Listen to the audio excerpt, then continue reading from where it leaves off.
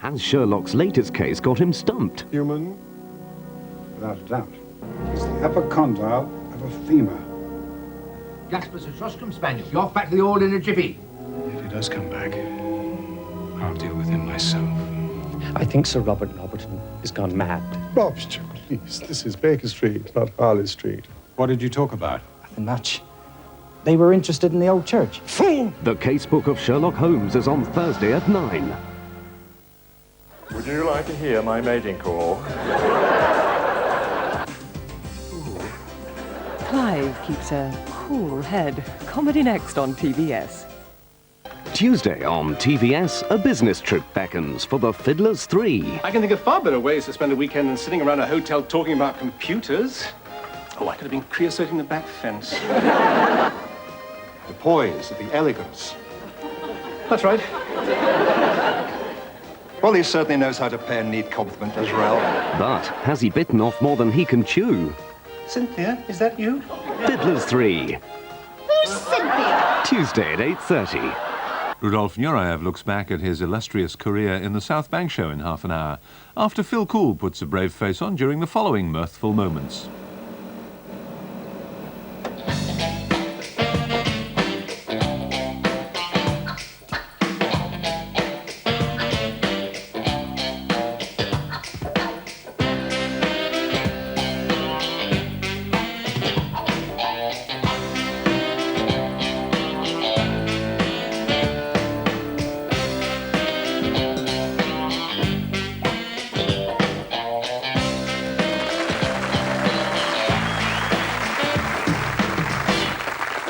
I just made a list of 101 things that annoy me.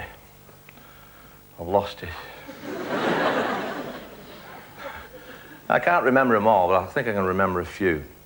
And I'm not complaining here. I just wanted to see if they annoy you as well. And if they do, perhaps we can change it and make a better world. Now, let's see. Paper that isn't perforated proper. Checkbooks. You know, between the stub and the check. Sometimes they don't perforate them proper. It's really annoying. You make a highfalutin name out, takes you ages, you know, sign it, and there you go.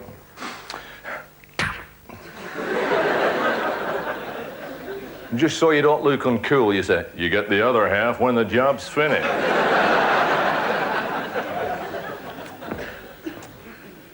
Another thing, new toilet rolls.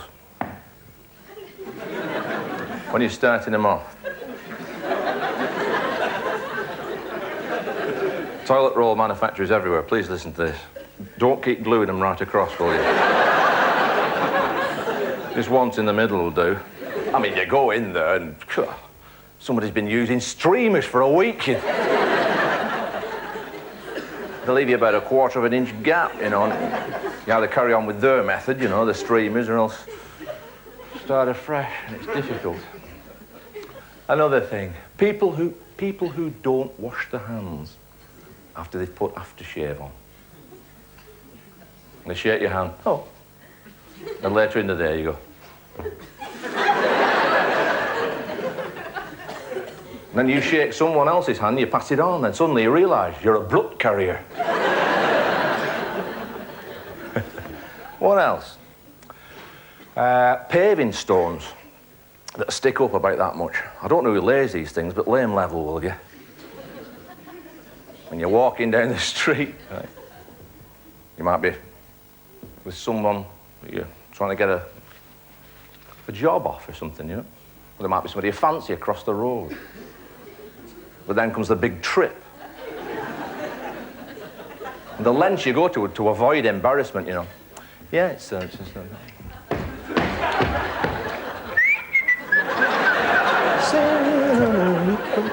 I always do this. Those little nylon things, T-shaped nylon things at clothes stores, punch through clothes. Yeah, and you go home with your new trousers, cut them all off with the scissors, and you get out in the pub at night, trousers on, and you've forgotten one.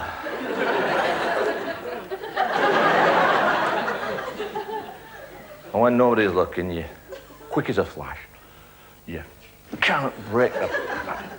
Can't break it. You know you could bite it off. So when nobody's watching, you have a go anyway. End up slipping a disc. Newsreaders that keep referring to the Vietnam refugees as boat people. I mean, they leave the country, right? Flee in terror. Go halfway around the world, get rejected in a few places, and then the final humiliation, they get the tag, the boat people. What is it? Have they got a rudder sticking out of their arse or something? Funnel coming out the head. Here comes the boat people.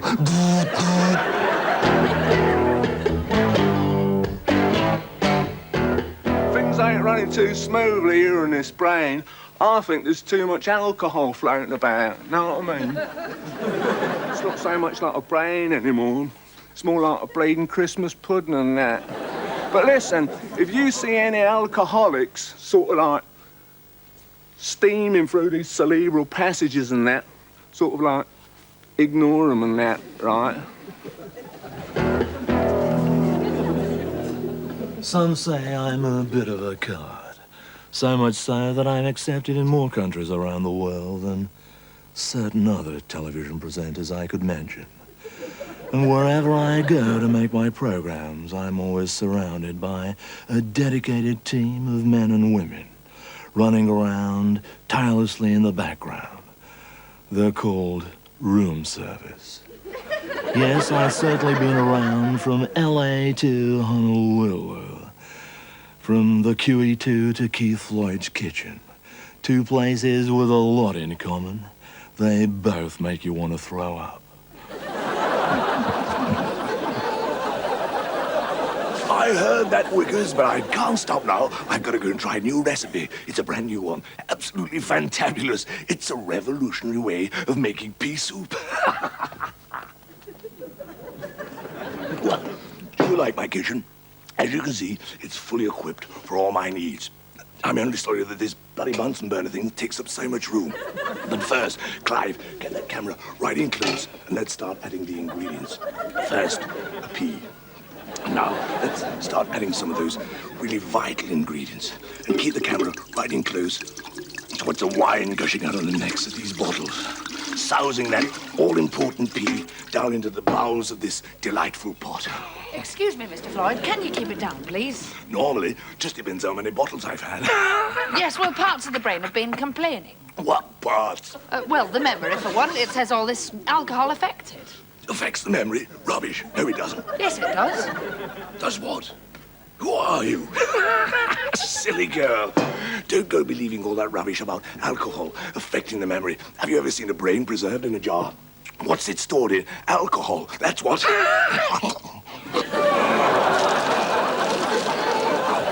Good stuff, too. King's College Academy Lab, 1974. A very good year. I've heard of people's minds wandering, but this is ridiculous. Now, where were we? Oh, yes, pea soup. Let's give it a taste, shall we? Too much pea. More stock required.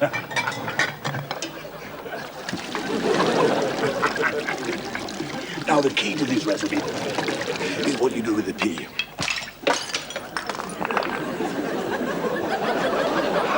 And there we have it. Pea soup a la Floyd. And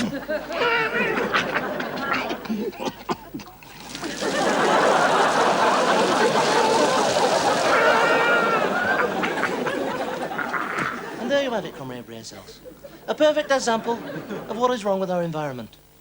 We are plummeting towards cerebral disaster. We've got a certain impression running around in this brain. I'll not mention any names. Keith Lloyd. Rubbish. And make no mistake, he's killing us off. When I first became the president of the Rational Union of Brain Cells, we had a healthy membership of 698 billion. But now look at you.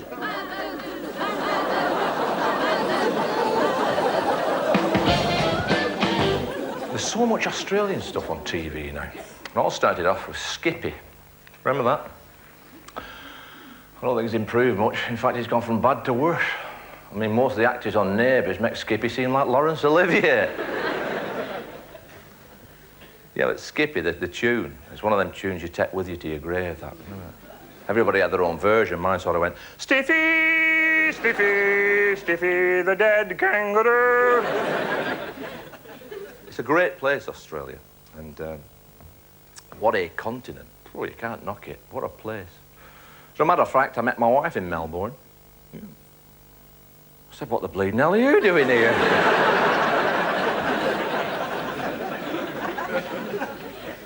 It's a huge continent, right, full of scattered communities. That's why they rely so heavily on the trusty old flying doctor service still. I bet they've had some fun over the years, you know. Oh, flying doctor number 1 to Kookaburra Base. Come in, Kookaburra Base. Over. Oh. This is Kookaburra Base. Air traffic and bleeding trials. What seems to be your trouble? Make it quick. I'm just about to get my leg. Over.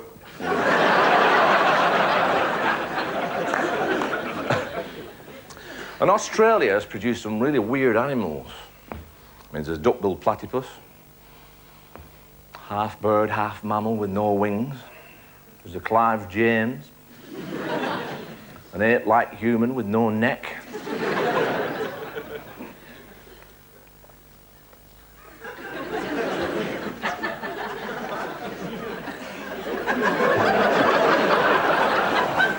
Would you like to hear my mating call?